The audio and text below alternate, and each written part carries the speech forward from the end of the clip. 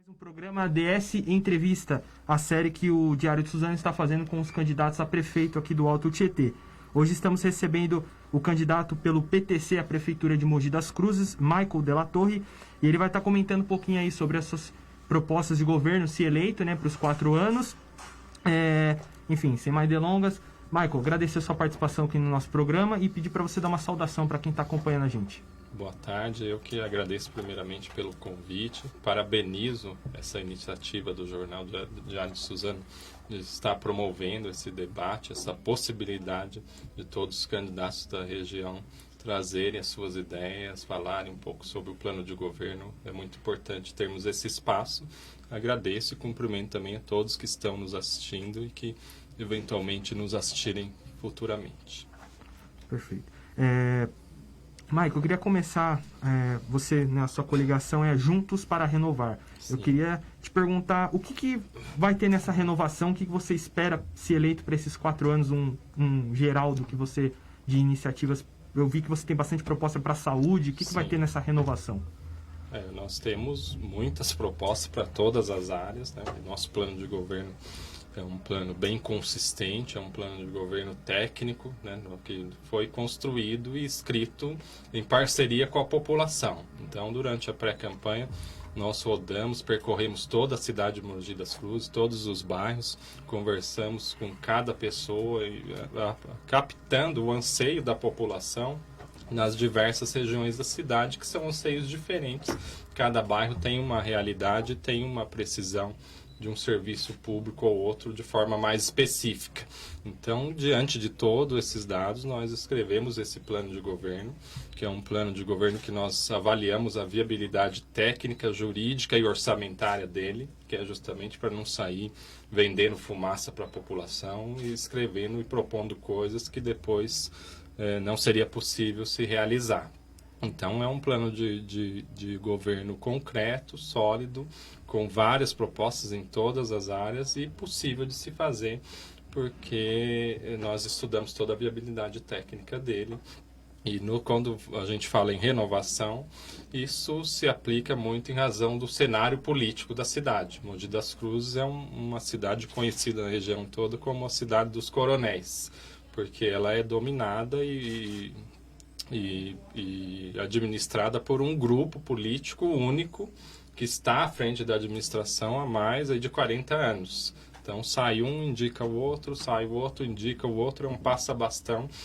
E nós não temos alternância de poder na cidade. Isso é muito prejudicial para a cidade, porque qualquer alternância de poder ela é favorável e bem-vinda em todo e qualquer tipo de governo, para você fomentar ideias novas, implantar políticas econômicas novas. A cidade ficou refém disso e, em razão disso, nós ficamos para trás aí em diversos fatores e a cidade precisa ter essa retomada com um novo olhar.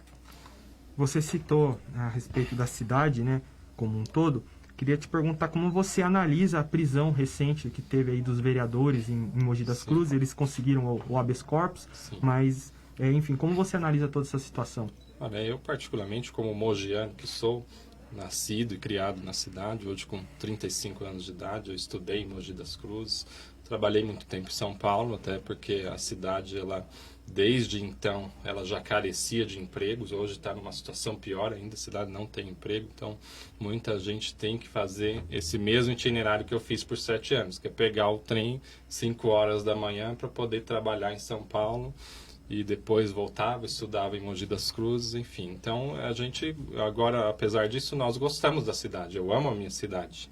É a cidade que eu nasci, que eu cresci, que eu trabalho atualmente, que eu crio meus filhos. Então, a gente quer o melhor para a cidade. Então, a gente, quando se depara com um episódio desse, vê a nossa cidade nas primeiras páginas dos jornais, mas na capa policial, a gente, num primeiro momento, fica envergonhado. Porque não é isso que nós queremos para a nossa cidade. Nós queremos a cidade sendo referência aí em diversas áreas e não em escândalos policiais. Por outro lado, analisando politicamente, eu entendo que isso foi muito bom para a população poder enxergar de fato o que vem acontecendo há muitos anos na cidade. Então isso deu um boom na população, ela está atenta, né? Ela está acompanhando tudo isso que está acontecendo. E o sentimento das ruas que eu tenho visto na campanha é esse anseio de trocar tudo e todos para a gente ter uma Câmara renovada aí em 80%, 90%, ter um Executivo também renovado, porque as pessoas estão até desesperançosas com política, mas esse episódio serviu para acordar o pessoal, vamos dizer assim, e reacender a necessidade de trocar e renovar para a gente voltar a ter esperança da cidade crescer. Uma última pergunta antes de a gente entrar no seu plano de governo, dei uma lida nele, mas eu gostaria de também, a gente tem feito essa pergunta para a maioria dos candidatos que chegam aqui, a respeito da trajetória profissional e também política, né? Você é formado em Direito, né? Você pode até comentar também sobre o seu profissional, você trabalhou em São Paulo, agora em Mogi. Sou formado em Direito pela Universidade de Mogi das Cruzes, sou pós-graduado em Direito Previdenciário, estou concluindo agora 2 pós-graduações em Direito Contratual e Direito do Trabalho e Processo do Trabalho, e sou advogado já há 12 anos na cidade. Sou empresário, tenho uma empresa de consultoria empresarial também em meu nome e atuo na cidade aí há 12 anos com muita independência. Não sou político, nunca tive nenhum cargo público, nunca concorri a nenhuma eleição, né?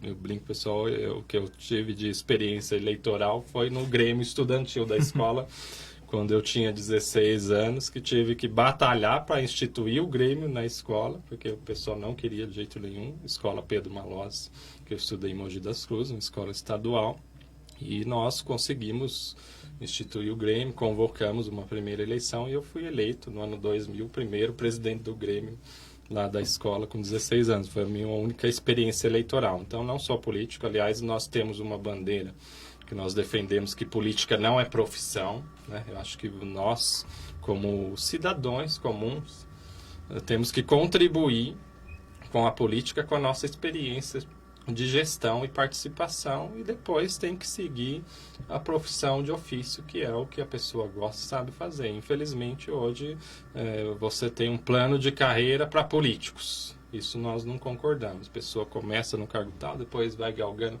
para candidato tal. Eu sou totalmente contra esse plano de carreira político. E eu acho que esse é, inclusive, uma das vantagens do nosso projeto, da gente não ter esse envolvimento nenhum com nenhuma política na cidade, porque é uma política que está desacreditada e muito ao nome da nossa coligação Juntos para Renovar é isso.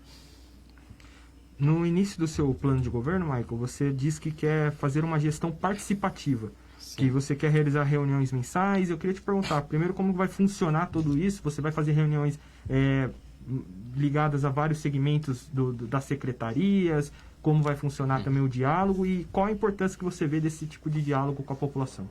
Bom, a importância é ímpar e fundamental, porque é você trazer a população para dentro do governo. É você, de certa forma, descentralizar o poder, que é contrário de tudo que acontece hoje na cidade. Inclusive as leis hoje na cidade, e isso até muito em culpa dos vereadores, né, que não atuam de forma preventiva, que não fiscalizam o prefeito, que não exerce a função da principal, que está eleito para isso.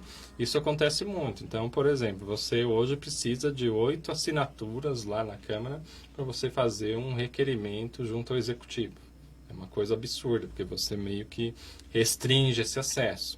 Outro exemplo da Lei Orgânica Municipal também, se você quiser propor uma lei de iniciativa popular, ela exige que seja recolhido 5% das assinaturas do número de eleitores da cidade. Então, isso convertido em números, precisaria hoje de 16 mil assinaturas para a população conseguir propor um projeto de lei de sua própria iniciativa. Isso, de certa forma, é um absurdo, porque a maioria das cidades vizinhas exige apenas 1%.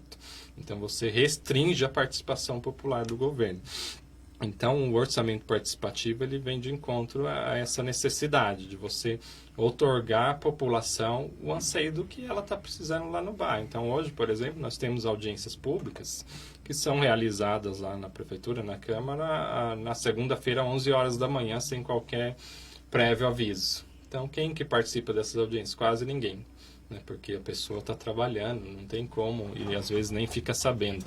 Então, a ideia é o quê? Que sejam feitas essas audiências públicas nos bairros, E isso tem que acontecer no sábado, no domingo, na escola local, ser passado avisando uma semana antes, panfletado, avisar em todos os canais de notícia que a prefeitura tem à disposição, porque aí você vai trazer a população para debater realmente aquela necessidade e ela participar do que realmente precisa mais no bairro dela. Essa que é a ideia. Você também diz no seu programa de governo, você quer realizar auditorias imediatas dos contratos da prefeitura. Então, um dos exemplos é se todos os valores de compras e contratações de fato correspondem ao real valor do mercado, se todas as empresas e serviços contratados são autônomas e independentes, sem qualquer vínculo de parentesco com nenhum detentor de cargo público. Aí eu te pergunto, se algo de errado foi encontrado, como você vai agir perante isso e como você, caso eleito, vai evitar também algo nesse sentido? Veja bem, primeiramente que o pessoal confunde muito que você auditar o contrato não quer dizer você revogar ou cancelar o contrato. Isso não existe, até porque os serviços não podem parar de funcionar. Então, simplesmente tem que ser feita uma revisão, uma conferência nos contratos, isso muito em razão do que eu já falei aqui de não ter alternância de poder. Então, isso é essencial para você saber onde que você está pisando a partir do momento que nós assumimos a prefeitura em janeiro do ano que vem. Então, esses contratos vão ser fiscalizados, vão ser revistos, né? Uma coisa que não acontece hoje, os vereadores não fiscalizam nada. Então, tem que ver se aquele contrato está sendo cumprido à risca, né? Porque, via de regra, o contrato ali no papel, ele é bonitinho, ele é maravilhoso, ele não tem irregularidade nenhuma, mas na prática, muitas vezes não está se cumprindo aquilo que está no papel. Então, o município não só pode fazer isso, como tem a obrigação de fiscalizar esses contratos para impor a correta aplicação dele em favor da população. Então, por exemplo, você tem lá uma linha de ônibus que, segundo o contrato, está previsto que aquele ônibus vai passar no ponto tal a cada 15 minutos. Mas será que está passando a cada 15 minutos mesmo? Vamos ficar lá no ponto para ver. Fica lá 30 minutos, 40 minutos. Será que é só hoje que atrasou? Não, amanhã também, amanhã. Então, peraí, o contrato está sendo descumprido. Então, isso para todas as outras áreas. Então, isso é essencial para a gente pôr a casa em ordem e para poder começar a trabalhar já com medidas eficientes e aí será tomado todas as medidas legais judiciais possíveis diante de qualquer irregularidade. E durante o governo a ideia é se criar um gabinete, que isso está também no nosso plano de governo, que é um gabinete de controle de qualidade dos serviços públicos. Desculpe interromper, o Observatório de Políticas Públicas, é isso? Sim, então, na verdade, o que acontece? Vai ter um gabinete que ele vai fiscalizar todas as secretarias e todos os serviços públicos, se estão funcionando como deveria funcionar, se aquele município está sendo atendido, se está sendo cumprido o prazo de retorno que ele precisa para aquela demanda, para aquele processo. Esses processos também serão todos digitais, além de físico também vai ser digital, então você vai poder acompanhar em tempo real o andamento através de um aplicativo, que é uma coisa que nós já vimos que é possível ser feito, não custa caro. Então, o munícipe vai ter um acesso muito mais amplo e em tempo real. E isso tudo vai ser acompanhado por esse próprio gabinete para que os serviços funcionem de forma efetiva, porque a partir do momento que você não funciona um serviço de forma efetiva, você começa a gerar prejuízo. Você está pagando um funcionário que não atende, né? Então, eu sempre dou um exemplo muito simples. Vamos supor que você tenha 3 funcionários lá no guichê, atendendo no guichê lá de atendimento do IPTU. Esses funcionários têm que ter metas e isso tudo tem que ser acompanhado pela gestão. Então, você vai acompanhar lá um relatório mensal desses funcionários. Olha, o funcionário número 1 está atendendo em média 30 pessoas por dia. O funcionário número 2 está atendendo em média 28 pessoas por dia. O funcionário número 3 está atendendo 10 pessoas. Opa, acendeu a luz vermelha, tem alguma coisa errada. Por que 2, 3 estão numa média e o outro não? Ele não está trabalhando correto, ele está mais no WhatsApp do que atendendo. Então, esse acompanhamento tem que ter em todas as áreas, em todos os setores, porque isso vai gerar uma economia absurda e vai deixar funcionários realmente que estão ali para trabalhar.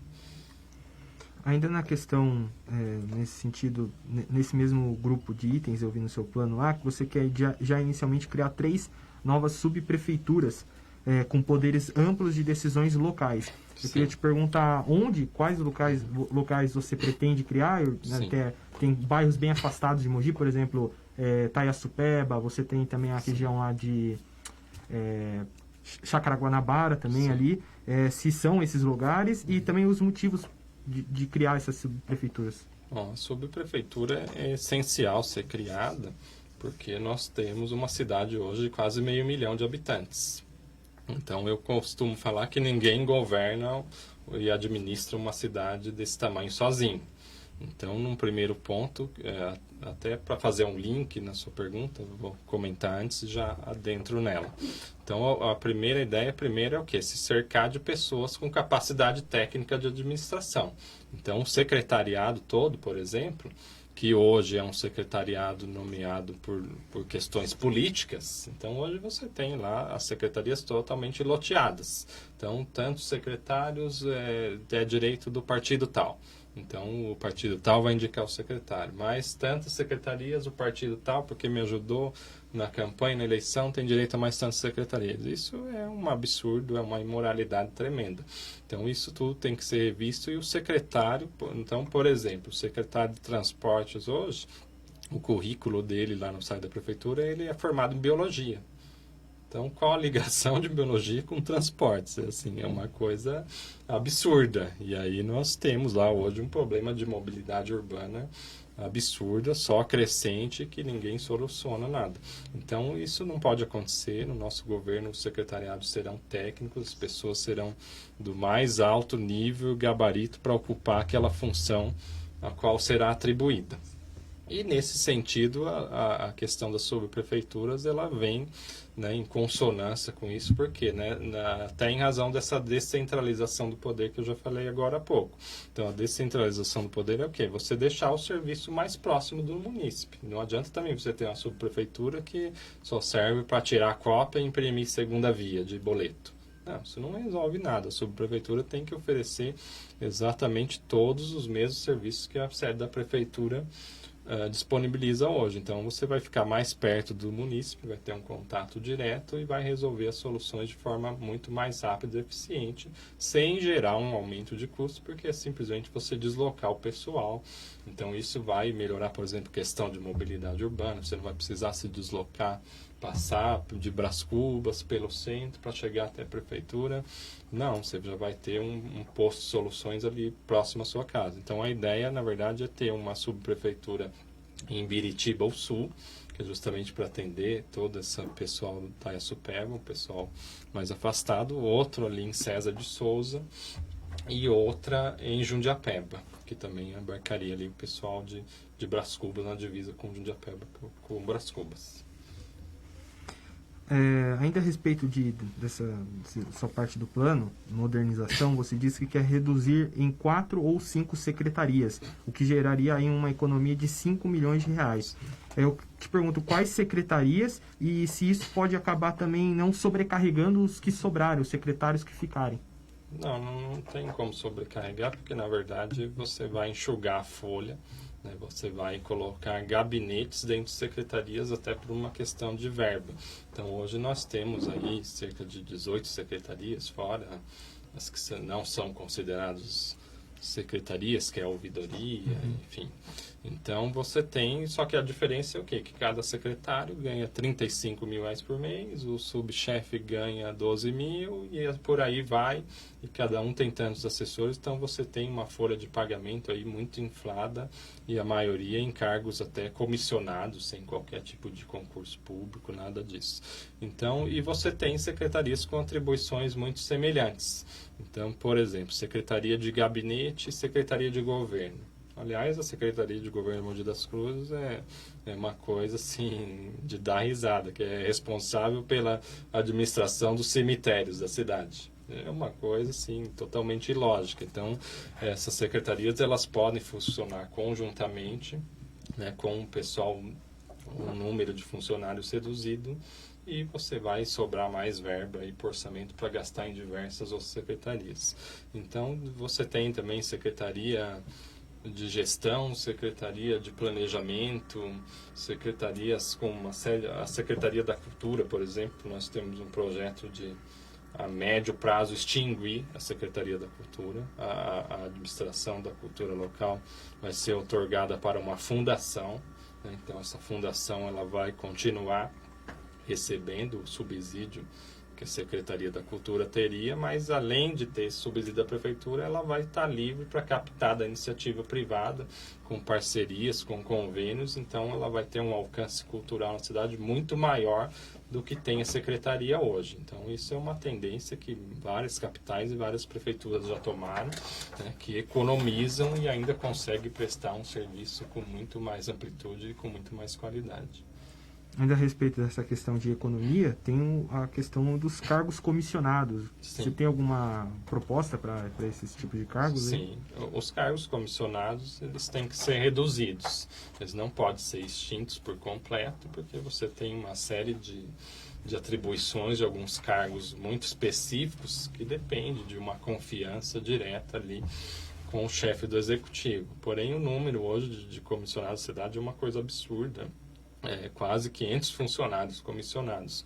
Então, isso infla a folha, isso entra num sistema político de nomeação desses cargos que nós temos na cidade, que eu já citei aqui, que é a contemplação política dos aliados, que acaba fazendo com que tenha funcionários que não tenham capacidade técnica para produzir, para trabalhar naquela função que está destinado.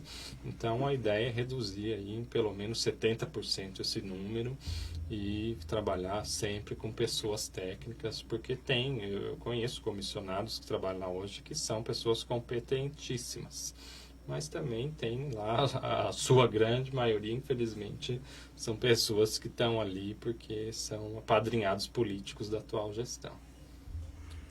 Entrando agora nas questões sobre saúde, né? Você disse numa parte do seu programa que o cidadão demora aí mais ou menos em média 30 dias para marcar uma consulta, 90 dias para marcar um exame, então você quer aí imediatamente, logo após assumir o cargo, né, de fazer a contratação de mais médicos, aumentando em no mínimo 50% do efetivo. Eu te perguntar se isso já está preparado para os gastos que isso podem gerar e se a verba que você vai economizar com a secretaria já vai ser destinado para essa contratação. Sim, as verbas serão economizadas com secretarias, com a diminuição de secretarias, com a diminuição de cargos comissionados, serão economizados com essas auditorias que serão feitas nos contratos para cessar qualquer eventual desvio, qualquer eventual emprego de forma errônea ou de valor errôneo nos contratos vigentes.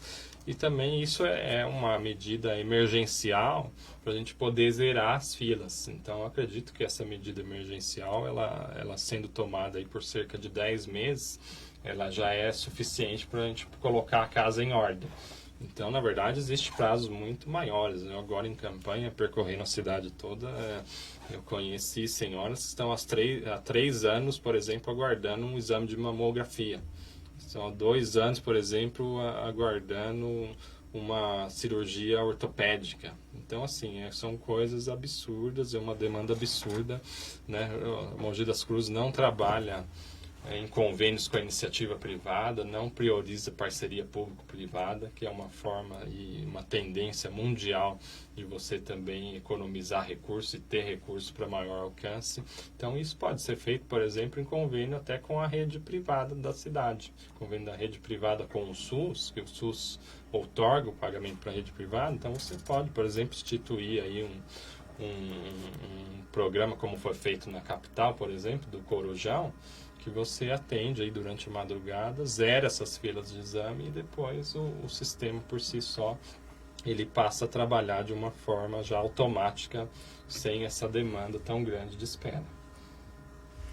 Você disse também a respeito de saúde, Michael, que você quer construir mais um hospital de grande porte, um regional seria, no distrito de César de Souza. Por que lá? E também como que vai conseguir? Porque um regional também depende de outras esferas, esferas públicas. Isso é uma iniciativa que não depende somente da prefeitura, né? O prefeito não tem esse poder de fazer isso sozinho, a prefeitura não tem esse dinheiro, porém o prefeito tem que ser combatível na questão de, sobretudo, pressionar os deputados locais, né? Mogi tem potencial para eleger e tem deputados eleitos, né? E também em convênios até com cidades da região, porque hoje também Mogi das Cruzes acaba abarcando o problema de toda a cidade da região, né? O SUS, por exemplo, o Hospital Luzia de Pinho-Melo, por exemplo, hoje recebe público, que é um hospital assim de ponta, excelente, tem o seu problema de lotação, que é o mais grave, mas é um hospital referência em equipamentos, uma equipe médica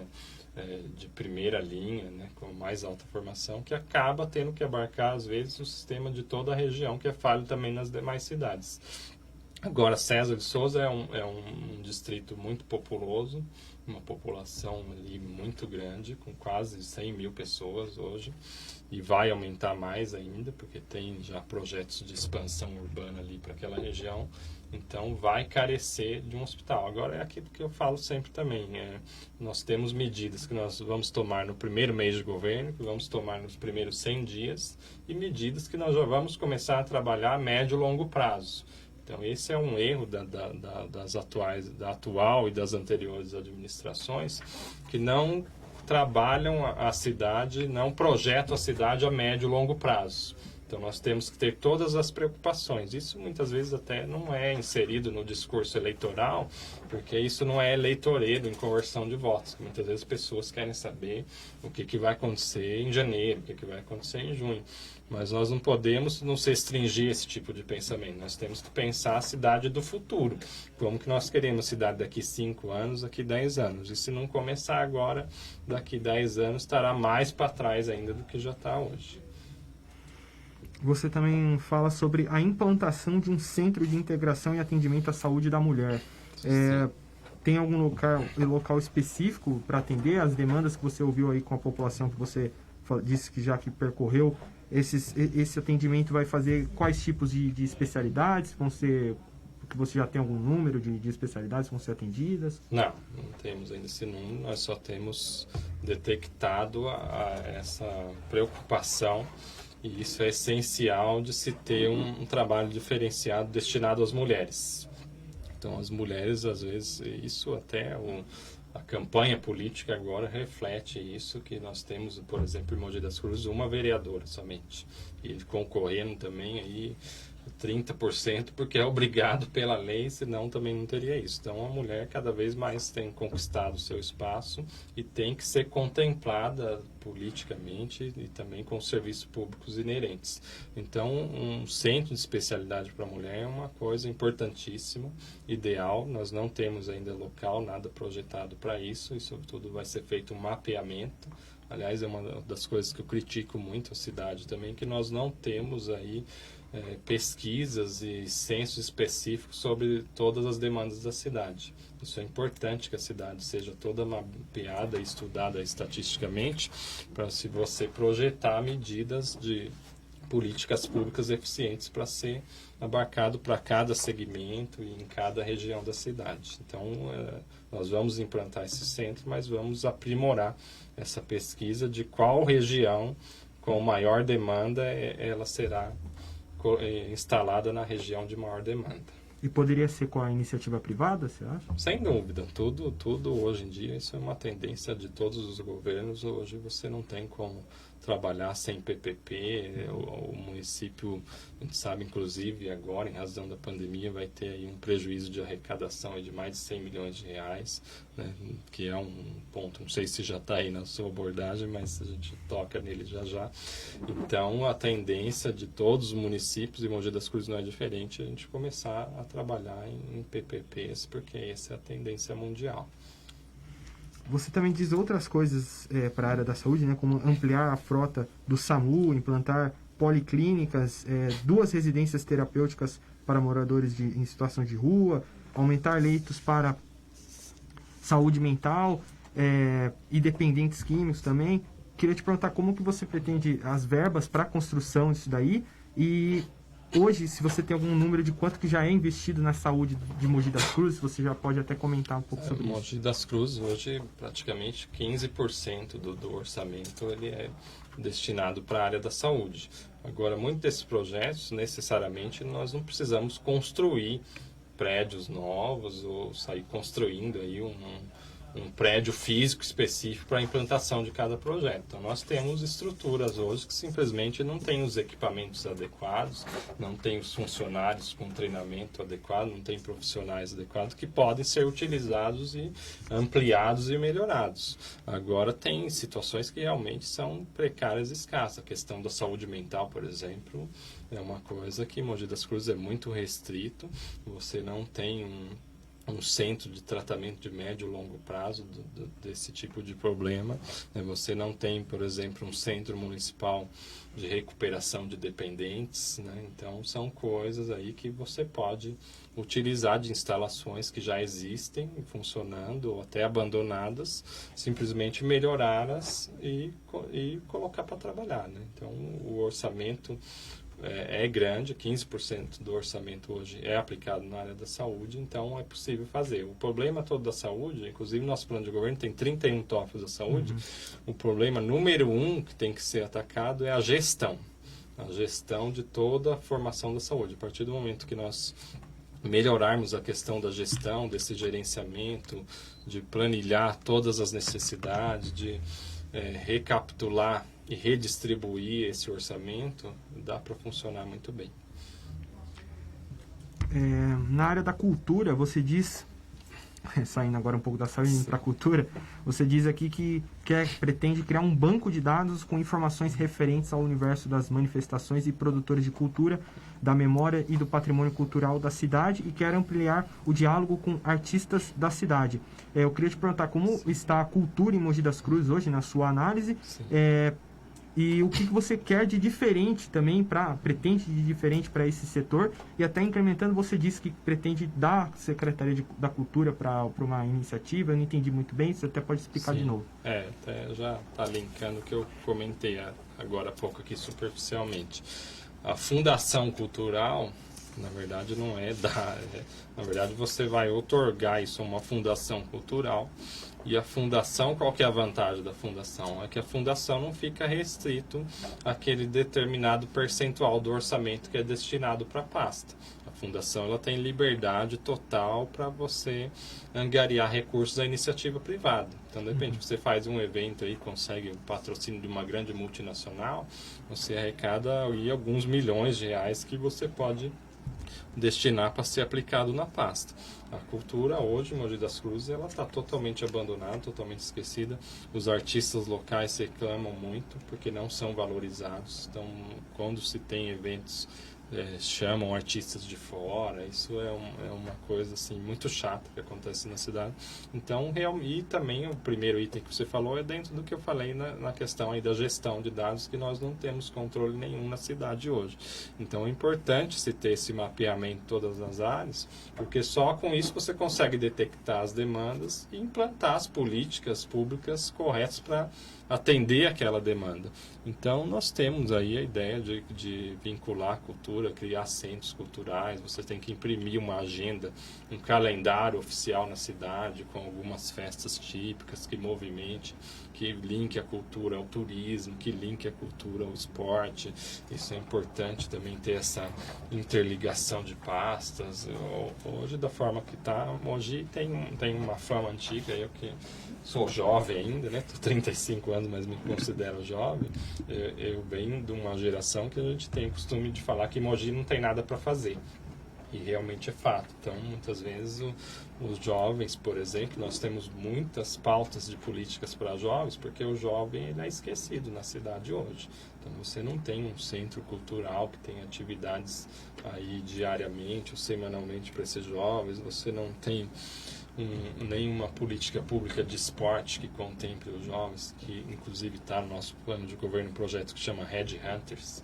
Nós vamos capacitar capacitar primeiro o professor, e esse professor vai fazer esse link de detectar esse talento no jovem para destinar ele a um programa esportivo pelo qual ele vai ter bolsa e ele pode virar até um futuro campeão olímpico. Projeto que nós temos também que chama Mogi Olímpica. Então, são assim como temos, por exemplo, o projeto da Escola Técnica Municipal Profissionalizante, que vai funcionar para jovens entre 14 e 17 anos, que vão estudar já um ofício específico. Então, vai ter ali diversas categorias, diversos cursos técnicos. Então, curso de cabeleireiro, curso de operador de máquina, de operador de empilhadeira, para esse jovem já poder ter um ofício e sair dessa escola já empregado. Inclusive, a ideia é que essa escola tenha um convênio com as indústrias e o comércio da região para já recrutar dessa escola esses jovens, porque ao mesmo passo que nós temos um desemprego grande na cidade, né? Eu, como advogo também para várias empresas, conheço vários empresários de cidade, eles me reclamam também da falta de mão de obra especializada em diversas áreas. E isso ocorre porque o município ele não oferta nada para capacitar esse jovem. Então, você tem ali o Senai, que é uma escola privada com pouquíssimas vagas e que é pago e é caro para a maioria da parte da população. Você tem a ETEC lá, que tem um vestibulinho dificílimo, que até é o inverso da moeda, né? A pessoa estuda a vida toda em escola particular, depois passa na escola pública porque teve um ensino menor, e quem estudou em escola pública não consegue passar e ter essa opção desse curso gratuito. Então, a Escola Técnica Municipal Profissionalizante vai ajudar muito nisso. Muitas cidades já existem isso. É aquilo que eu falo também, nada se cria, tudo se copia, né? Então, tem N coisas que funcionam muito bem em diversas cidades e que não foram levadas para Mogi ainda, não dá para saber por quê, né? Porque não há interesse, né, político e da classe que comanda a cidade hoje, e que no nosso governo nós traremos para a cidade e a cidade vai progredir. Vou pular aqui algumas questões. Você acabou de tocar nesse assunto da procurar talentos, né, headhunters, e até fazendo uma linkagem aí com a questão da... Você disse que quer começar a realizar a promoção de torneios e campeonatos em diversas modalidades com grandes eventos esportivos e intermunicipais. Isso então estaria ligado aí. Isso é essencial e isso é um exemplo do que a gente citou hoje. Nós temos hoje, por exemplo, quando temos os jogos regionais, eu cansei de ver Mogi das Cruzes contratar atletas de outras cidades para competir por Mogi. Contrata gente de Santo André, de Guaratinguetá, isso é um absurdo, né? A partir do momento que nós temos jovens ali de talento imensurável, mas que não são fomentados por nenhum tipo de política pública ofertada pelo município. E esses headhunters, uma experiência, acredito que você já viu em outro lugar? Como que funciona? Isso funciona muito bem nos Estados Unidos, né? Inclusive alguns dos nossos candidatos a vereadores lá pelo PTC. O PTC está lançando 31 candidatos a vereador na cidade, então eles também colaboraram na elaboração desse plano de governo, e alguns deles que já moraram nos Estados Unidos e conhecem bem isso, então isso funciona muito bem lá. Isso, por exemplo, o pessoal de baixa renda nos Estados Unidos normalmente só vai para a universidade em razão de bolsas esportivas, porque eles são campeão de basquete, campeão de natação, e por isso eles são potência olímpica. Então isso tem que ser uma tendência, isso já é feito em algumas outras cidades, como São Carlos, como São Caetano, já tem esse projeto. Então é importante implantar ele na cidade, porque nós temos talentos ali na cidade absurdos, pessoas. Eu conheço, por exemplo, a Thalita, que ela é campeã brasileira de judô, ela tem 12 anos de idade. Inclusive, ela competiu o Sul-Americano no México, agora no final de 2019, e teve que ser feita uma vaquinha entre pessoas locais para poder pagar essa viagem, essa estadia dela lá no México, onde ela foi vice-campeã sul-americana. Então, assim, tá levando o nome da cidade para o resto do país e para o mundo sem nenhuma ajuda do município. Isso é uma coisa inconcebível. Tem uma questão aqui, um rapaz comentou, eu vou puxar uma pergunta que estava mais para frente, respeito, né, em 2017, Mogi das Cruzes repercutiu muito uma questão lá, que foi o aumento do IPTU que ocorreu. Queria te perguntar se você, assim, se você vai fazer alguma mudança na questão da cobrança do IPTU, se vai ter algum aumento, e também as isenções para microempreendedores, se você pretende fazer alguma coisa para incentivar o emprego. Essa questão do IPTU foi um absurdo que aconteceu na cidade, inclusive através de ações particulares, nosso escritório lá, nós ganhamos vários processos. O juiz da Vara Fazenda local considerou esse aumento inconstitucional, sobretudo pela forma como ele foi feito. Então, como que foi feito? Eles contrataram uma empresa de drone fotográfico e começaram a passar o drone em cima da casa de todo mundo, tirando foto, e se você tinha uma casinha de cachorro lá no fundo do quintal, passou a ser considerado como área construída e você teve o IPTU majorado. Então, assim, um verdadeiro absurdo, tanto o valor como a forma que foi operado. Isso gerou protestos muito grandes lá na cidade. O prefeito, no primeiro momento, até voltou atrás, instituiu um aumento só de 10%, mas depois não teve jeito, eles aplicaram mesmo essa mudança da lei, uma lei que foi aprovada por quase todos os vereadores da cidade. Isso é importante que se frise, vereadores que são, na sua maioria, coniventes com a atual gestão, inclusive um dos quais é candidato a prefeito agora também, né, e fala muito que é diferente, né, mas há muitos anos que atua simplesmente junto com a atual administração, e isso com certeza tem que ser revisto. Isso está no nosso plano de governo, como que se faz a revisão dessa tributação. Essa tributação, existe no município uma planta que se chama planta genérica. Então, é ela que ela faz um zoneamento, né? Ela separa um zoneamento do município de acordo por regiões e desenvolvimento da região. E, em razão disso, estipula aí o percentual de IPTU a pagar. Então, qual que é a ideia? A ideia é se fazer uma revisão da planta genérica, né? E você instituir alíquotas diferentes e diversas para cada região da cidade, de acordo com o grau de desenvolvimento e serviço público que efetivamente chegue àquela determinada região. Que esse que é o conceito do IPTU. Primeiro que já tem, isso não vem ao caso porque não pode ser feito, é matéria de governo federal, mas acho importante frisar porque tem muitos juristas que consideram o IPTU, assim como o IPVA, um tributo inconstitucional. Porque, na verdade, você está atribuindo um imposto sobre a propriedade que você já paga no momento que você adquire a propriedade, e você corre o risco de perder sua propriedade, violando aí um princípio constitucional do direito de propriedade. Fora isso, você paga, de uma forma, você paga, por exemplo, pelo tamanho do seu imóvel, quando, na verdade, você deveria pagar pelo serviço efetivo que lhe é ofertado. Então, por exemplo, você paga R$500 de IPTU, R$50 é equivalente a ter pavimentação na sua rua. Ah, mas isso é obrigação. Não é obrigação, mas tem gente que tem gente que não tem. Então, se você não tem, você não deveria pagar 500, você deveria pagar 450. Mais 50 é referente à iluminação pública que chega na porta da sua casa. Tem gente que tem gente que não tem. Então, já não deveria ser 500, deveria ser 400. Então, o IPTU, ele deveria ser instituído dessa forma. Assim como o IPVA, por exemplo. O IPVA nos Estados Unidos, por exemplo, ele é cobrado de acordo com o peso do carro.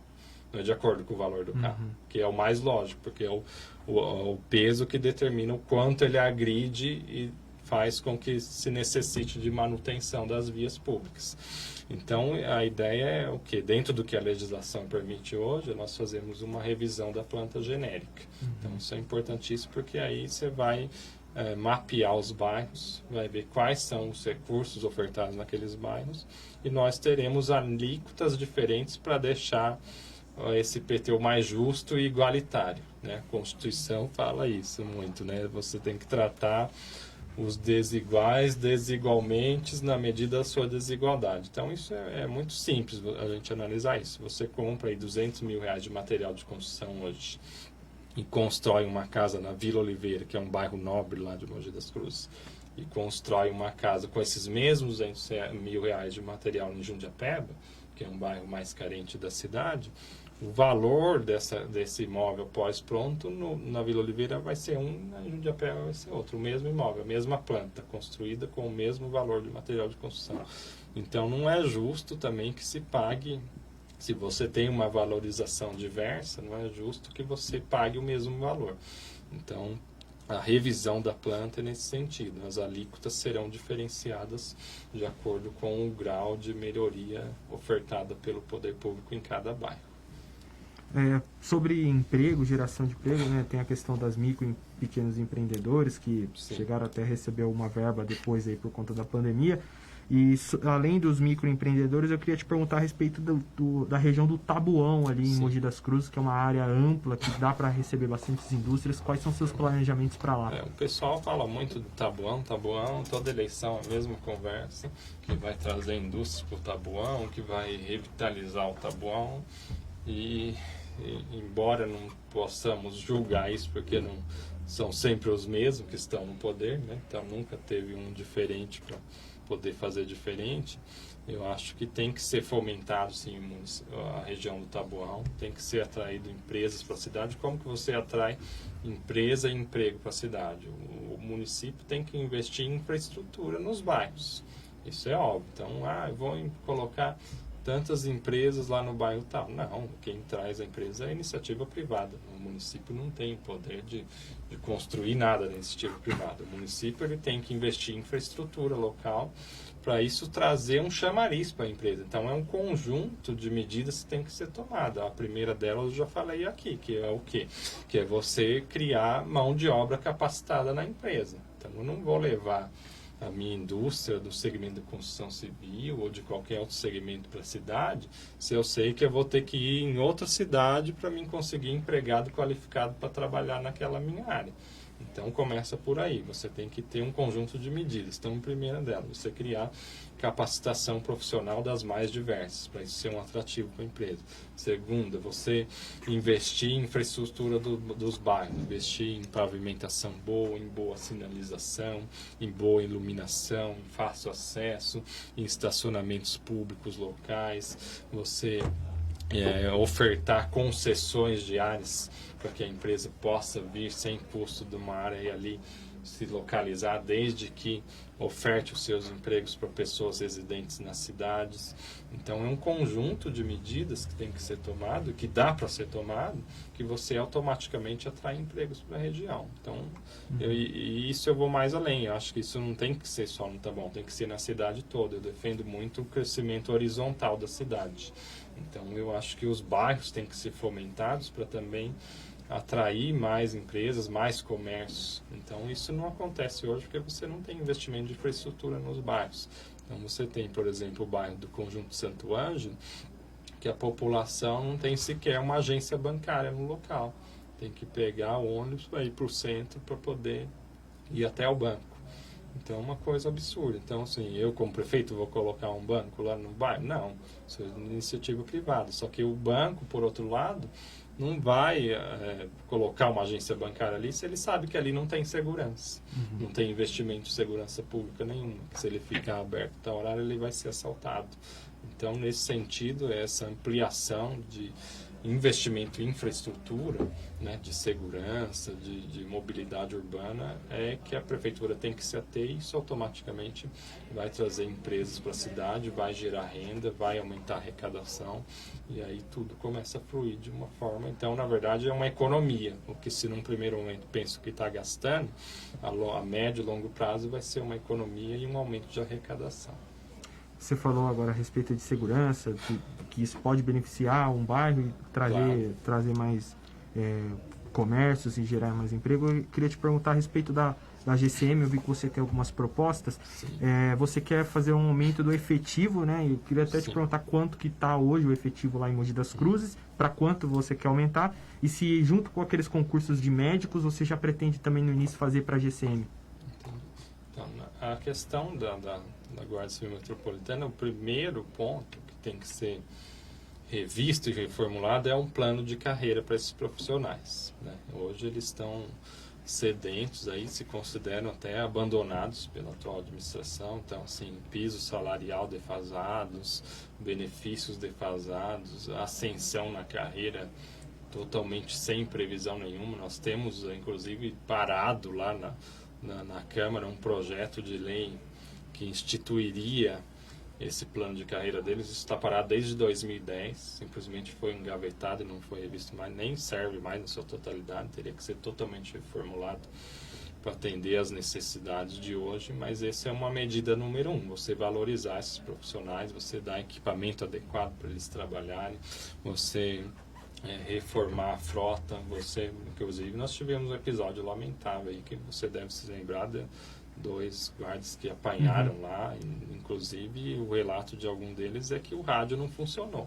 E isso é um relato da maioria deles, que o equipamento de rádio local lá deles hoje é um equipamento totalmente defasado e obsoleto.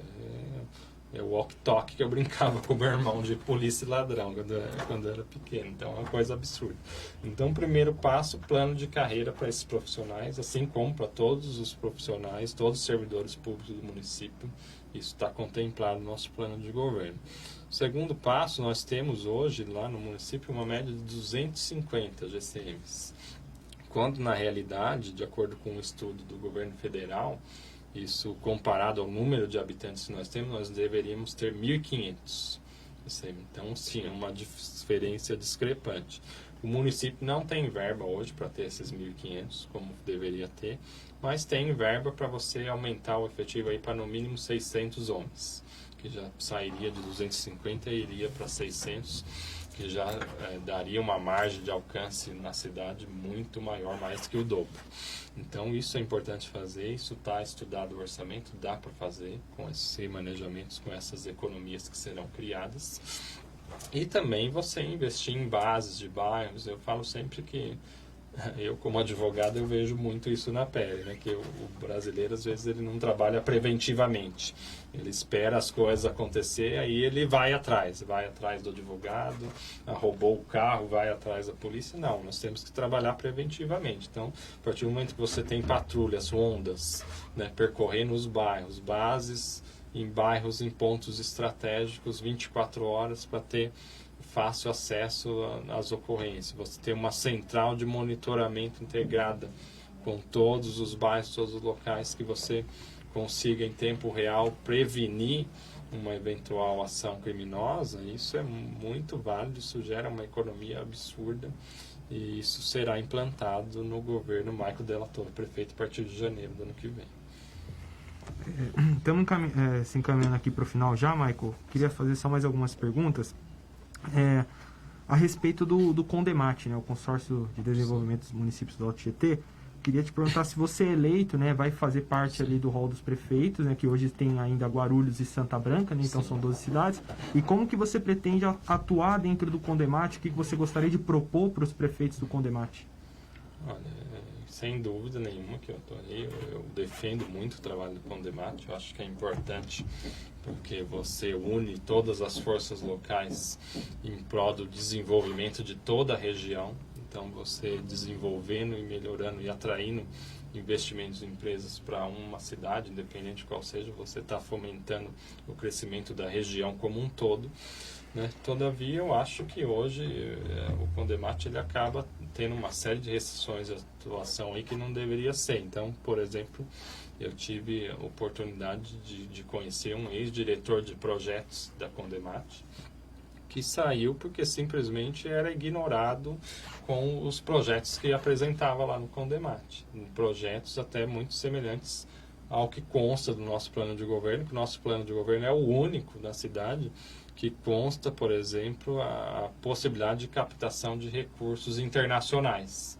Então, nenhum outro candidato se atentou a essa possibilidade real que nós temos de captar recursos de todo o mundo, né, e trazer para o município sem ônus algum ao município. E o CONDEMAT tem um setor específico para isso e também não atua. Não sei por que não há interesse dos prefeitos na região nisso. Então, um exemplo, por exemplo, nós temos aí, por exemplo, o fundo Bill Gates, onde anualmente eles destinam alguns bilhões de dólares para políticas públicas de determinados segmentos. Então, por exemplo, esse ano foi para, acho que foi 22 bilhões, posso estar errado aí na cifra, mas que eles destinaram para projetos de políticas públicas para combate a nascentes.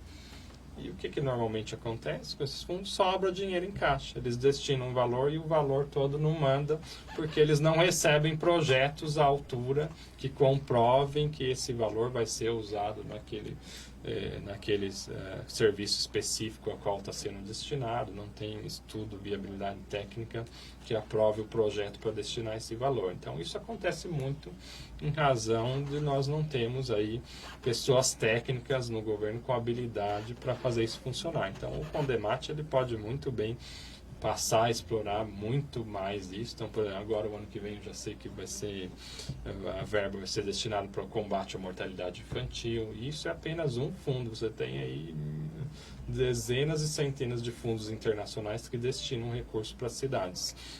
Então, isso é importante ser fomentado. A minha atuação no Condemate vai priorizar muito isso. Você trazer dinheiro e capital para a região sem ter que onerar o munícipe com aumento de impostos ou alguma coisa em outro sentido. Perfeito.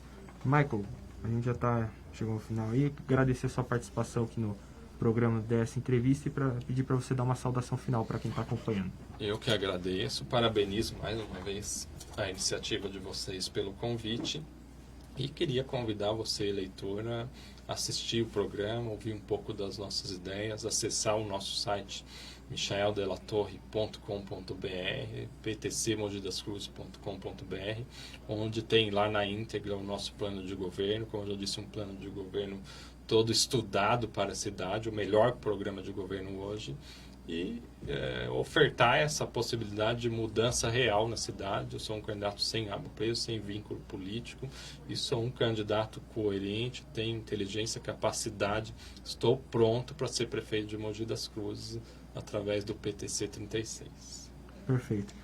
E agradecer ao amigo internauta que nos acompanhou até esse momento. Teremos uma outra entrevista com uma candidata de Ferraz de Vasconcelos às 17 horas. Siga o DS pelo portal e pelas redes sociais. Até a próxima.